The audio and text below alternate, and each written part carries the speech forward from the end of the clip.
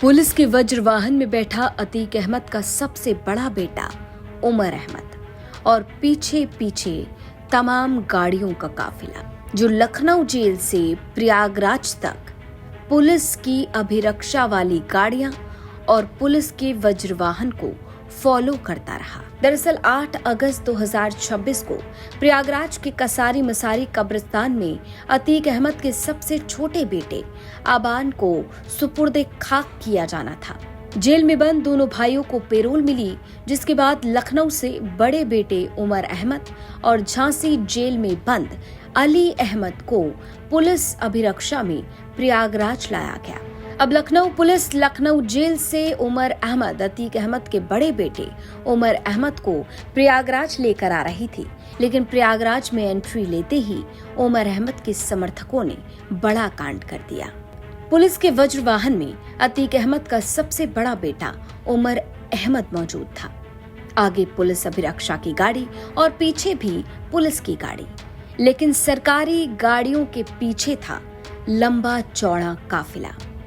कई गाड़ियां पुलिस के इस काफिले को लगातार फॉलो कर रही थी, पीछा कर रही थी।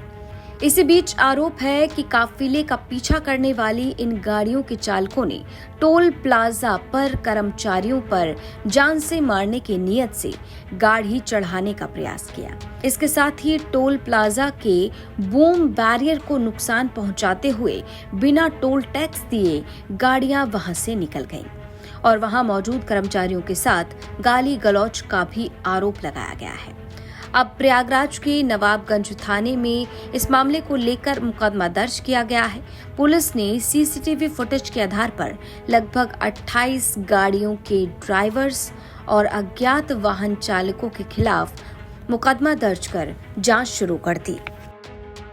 8 अगस्त को उमर अहमद पुत्र अतीक अहमद को पुलिस अभिरक्षा में लखनऊ से प्रयागराज लाया जा रहा था।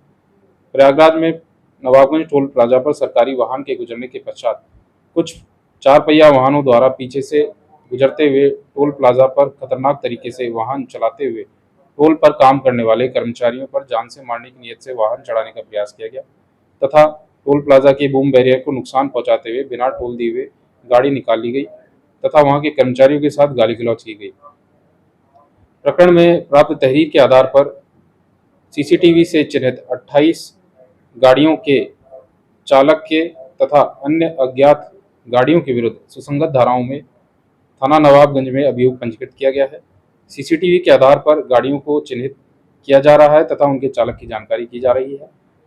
अन्य गाड़ियों के संबंध में भी पहचान की जा रही है। साक्ष्य के क्रम में विधिक कार्रवाई प्रचलित है।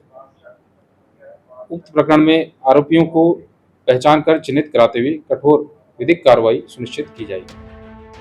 तो सीसीटीवी फुटेज की मदद से गाड़ी और उनके चालकों को चिन्हित किया जा रहा है, पहचान की जा रही है और सबूतों का आकलन करते हुए आरोपियों की पहचान कर उनके खिलाफ कानूनी कठोर कार्रवाई करने का दावा किया जा रहा है। तो 8 अगस्त को लखनऊ जेल से अतीक अहमद के सबसे बड़े बेटे उमर अहमद को पुलिस प्रयागराज लेकर आ रही थी और पीछे पीछे पुलिस की सरकारी गाड़ियों को फॉलो कर रहा था उमर अहमद के समर्थकों का लंबा चौड़ा काफिला।